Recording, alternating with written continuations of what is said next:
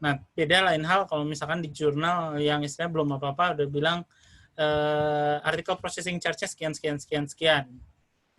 Itu bisa jadi predator. Itu kita harus lihat lagi reputasinya seperti gimana.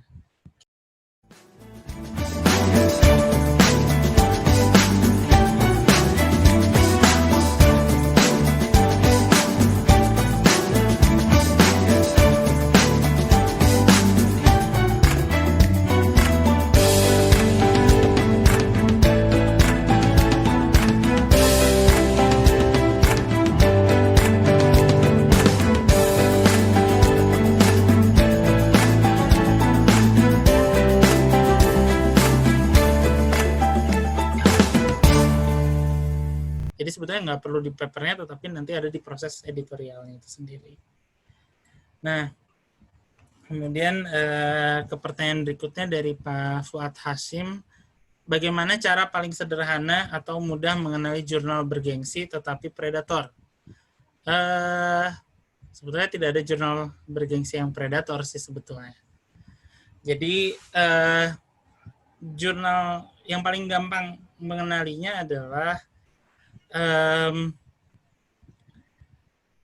jadi kalau misalkan jurnal yang bergengsi atau misalnya jurnal yang banyak dibaca orang, tentunya akan sering di-cite oleh paper yang lain atau oleh jurnal yang lain. Makanya oleh sebab itu kenapa impact factor menjadi penting, karena impact factor itu menggambarkan key ratio tadi jumlah kutipan terhadap jumlah papernya.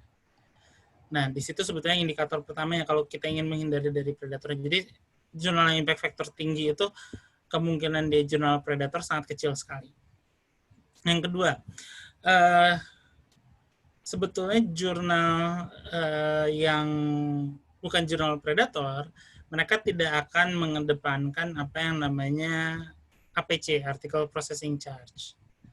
Jadi sebetulnya banyak jurnal-jurnal bergengsi, impact factor tinggi, tapi yang mereka dikurasi oleh academic society. Jadi himpunan profesi ilmiah, misalkan di fisika ada physical review letters, atau misalkan di kimia itu dari American Chemical Society, ada JACS, ada Nano Letter, ada SCS Nano, dan sebagainya. Mereka dikurasi oleh profesi ilmiah. Kemudian Royal Society of Chemistry, seperti itu. Biasanya di jurnal-jurnal tersebut bisa jadi kita tidak perlu keluar biaya loh untuk terbit di sana.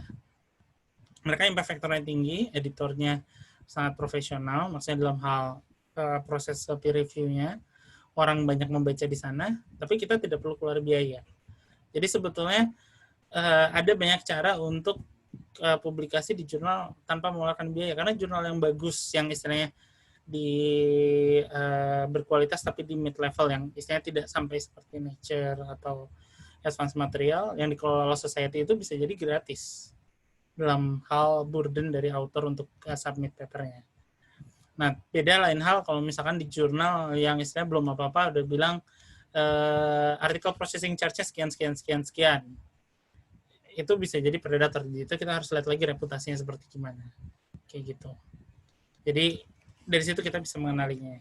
Ya, walaupun kalau misalkan kayak Nature atau misalkan Science, itu biasanya nanti setelah paper kita di-accept, baru nanti mereka bakal bilang kalau misalkan artikelnya mau open access, silakan menyumbang sekian. Kalau misalkan artikelnya seperti ini, embargonya silakan bayar sekian. Itu juga ada.